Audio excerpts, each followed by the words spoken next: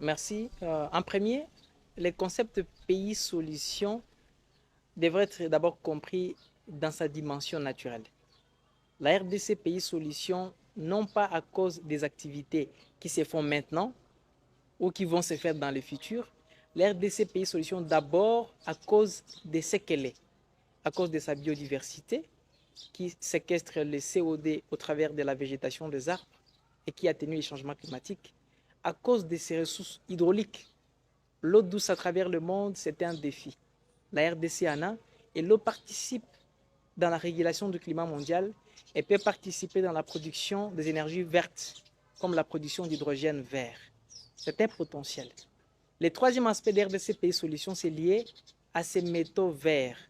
Ce sont des métaux stratégiques, notamment le lithium, le cobalt et les autres métaux qui entrent dans la transition énergétique, dans la fabrication de voitures électriques et d'autres appareils électroniques qui aujourd'hui digitalisent tout et minimisent l'empreinte environnementale dans beaucoup de domaines. C'est ça RDC Pays Solutions. Si je dois revenir sur votre aspect de l'exploitation, il n'existe pas de développement sans destruction de l'environnement. Mais c'est sur quoi nous nous basons en tant que jeunes militants pour la protection de l'environnement, c'est le fait que l'exploitation de ressources naturelles congolaises ne dépasse pas le rythme de régénération de forêts congolaises, de peur à entrer dans le jour de dépassement, de peur à entrer dans les déséquilibres des écosystèmes à s'auto-réguler. C'est là où il y a les problèmes. Partout dans le monde, ce n'est pas que le problème de la RDC. On coupe les arbres, on exploite le pétrole, on fait tout ce qu'on peut. Mais l'effort mondial commun à tous, c'est que ces exploitations ou cette satisfaction de besoins des hommes au travers de ressources naturelles ne dépasse pas la capacité à la nature de retenir les pollutions ou de les réguler. C'est exactement ça la crainte que nous avons. Je crois que si il y a des activités, ce n'est pas si, ça existe, des activités de déforestation, des activités liées à l'exploitation de certaines ressources et qu'il y a un déséquilibre dans l'écosystème, en tant que jeunesse de la société civile environnementale, nous sommes en train de militer pour qu'un équilibre soit restauré. Mais nous ne sommes pas contre l'exploitation de nos ressources parce qu'au travers d'elles que le pays va se développer, c'est au travers d'elles que le standing de vie des Congolais va changer, c'est au travers d'elles que notre pays va sortir de son statut de pays pauvre très endetté vers un statut un peu plus élevé. C'est comme ça que nous serons stables.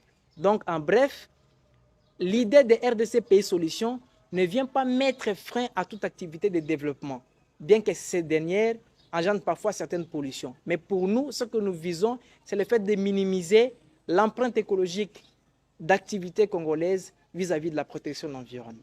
Bon, le problème de la carbonisation à Kinshasa et en RDC, c'est un problème très important.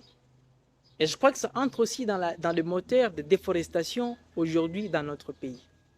Parce que par exemple pour Kinshasa, c'est plus de 85% des populations qui utilisent les charbons de bois dans la cuisson chaque jour. C'est une pression remarquable sur la forêt. On peut les constater autour du plateau de Bateke, autour de la province du Congo central. Il n'y a presque plus rien en termes d'arbres. Et les impacts se font sentir dans la ville.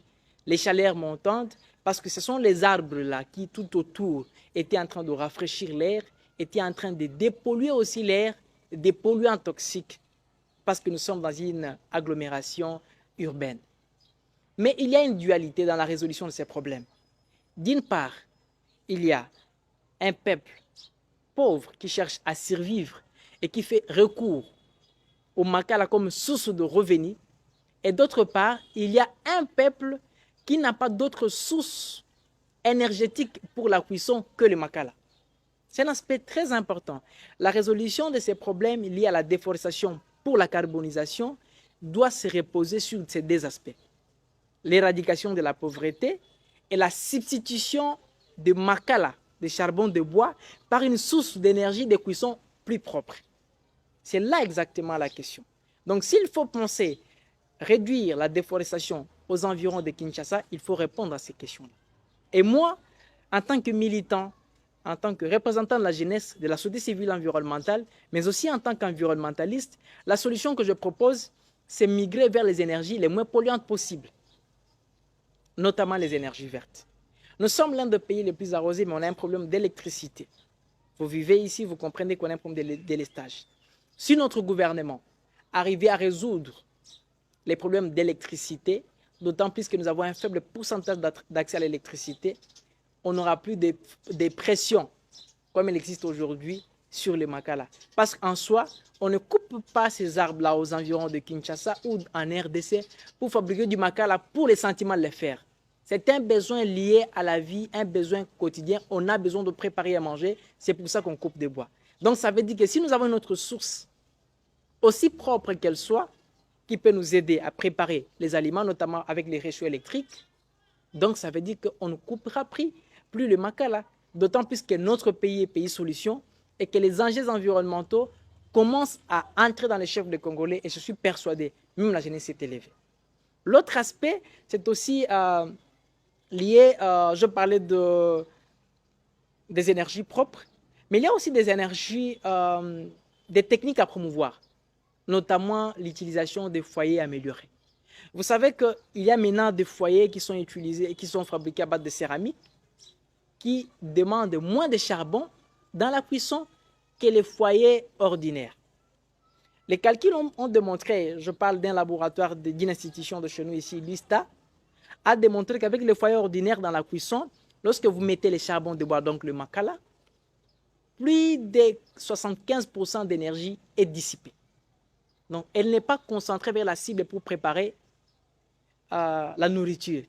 Alors qu'avec les foyers améliorés, il y a de l'économie. Vous avez un grand potentiel énergétique, donc il y a une efficacité d'énergie. Donc avec peu de Makala, vous pouvez préparer une grande quantité d'aliments et par conséquent, ça réduit aussi la pression sur les Makala et donc ça réduit la pression sur la forêt où on puise ces Makala. Ce sont les alternatives qu'on peut développer. On peut aussi développer du biogaz. Nous avons les gaz naturels dans les lacs Kivu, qui après un temps, s'il n'est pas exploité, pourra constituer une bombe à retardement pour les populations des environs de ces lacs, mais aussi pour la biodiversité. Pourquoi je l'ai dit? Parce que les gaz finissent toujours par s'échapper. En dehors de ces faits-là, la zone est une zone à forte activité tectonique. Vous avez vu des tremblements de terre qui ont eu lieu, des éruptions volcaniques. Un autre jour, ça sera dans les lacs et ça sera dans la nappe où il y a les gaz. Et donc, pour moi, ce sont des mal nécessaires qu'il faut faire. Ce n'est même pas des mal nécessaires. Il faut exploiter ces gaz-là qui pourraient être utilisés dans la cuisson à la maison pour éviter les dangers des populations habitant Goma et toute la biodiversité qu'il y a dans le Virunga et les autres, mais que ces gaz-là vont réduire la pression sur la forêt. Ce sont des solutions qu'on peut préconiser. Et au-delà même dans la gestion des déchets, on peut puiser des solutions pour réduire la pression au charbon des bois. Dans quel sens? Aujourd'hui, on peut fabriquer des Makala qu'on appelle les Makala bio. Donc, ce sont des charbons de bois obtenus sur base des déchets biodégradables. Il existe des mécanismes simples qu'on peut utiliser pour fabriquer des charbons de bois à base de déchets biodégradables. Ce sont des alternatives qui vont réduire la pression sur la déforestation liée à la carbonisation. Et en dehors de cela, toujours dans le secteur des déchets, on peut aussi régler les problèmes de la déforestation par la production du biogaz. C'est le gaz obtenu par les déchets organiques. Donc la décomposition, justement, dans l'anaérobie, en l'absence de l'oxygène, des déchets organiques va conduire à la production de gaz qu'on peut utiliser dans la cuisson, notamment le méthane. Et cela, ça inclut tous les déchets ménagers qu'on a. Il y a aussi les bouses de porc, il y a beaucoup de déchets, il y a des éleveurs qui sont ici. Si on valorise ces secteurs-là, on peut aussi résoudre de temps soit peu les problèmes liés à l'énergie. Donc, c'est une complexité. Les problèmes pour moi, en tant qu'environnementaliste, en tant que militant, je ne vois pas seulement le fait que l'arbre a été coupé ou un hectare a été déforesté. Je vois les enjeux tout autour, ainsi je dégage une analyse juste. Parce que ce dont nous avons besoin dans la protection de l'environnement, c'est la justice dans nos actions. Je ne peux pas dire que couper l'arbre est mauvais, d'autant plus que si on ne coupait pas cet arbre, ce sont les hommes qui mourraient. Je ne suis pas pour que les hommes meurent à la place des arbres.